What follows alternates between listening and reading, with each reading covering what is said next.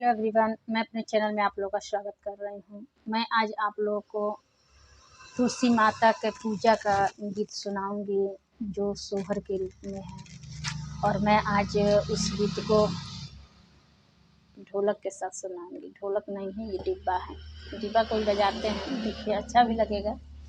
तो चलिए सुनते हैं। अग्न में तुलसी लगाइला, विदिया बनाइला हो। ललना तही विद्या बैठेले महादेव ओढ़े पीताम्बर, ओढ़ेले पीताम्बर हो। अग्न में तुलसी लगाइला, विदिया बनाइला, विदिया बनाइल हो। ललना तही विद्या बैठेले महादेव, ओढ़ेले पीताम्बर, ओढ़ेले पीताम्बर।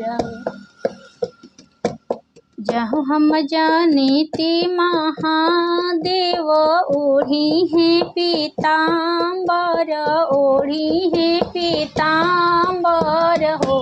ललना निहुरी निहुरी गोड़वा लगती, बाबा से कुछ मांगती, बाबा से कुछ मांग। ललना निहुरी निहुरी गोड़वा लगती, बाबा से कुछ मांगती, बाबा से कुछ मांग। आंगन में तुलसी लगाइला, विदिया बनाइला हो। ललना तही विदिया बैठेले महादेव, ओढ़ेले पीताम्बर, ओढ़ेले पीताम्बर हो। तो तुलसी माता का ये सोहर के रूप में गीत हुआ पूजा के लिए। मैं आशा करती हूँ कि आप लोगों को मेरा ये सोहर गीत अच्छा लगा होगा।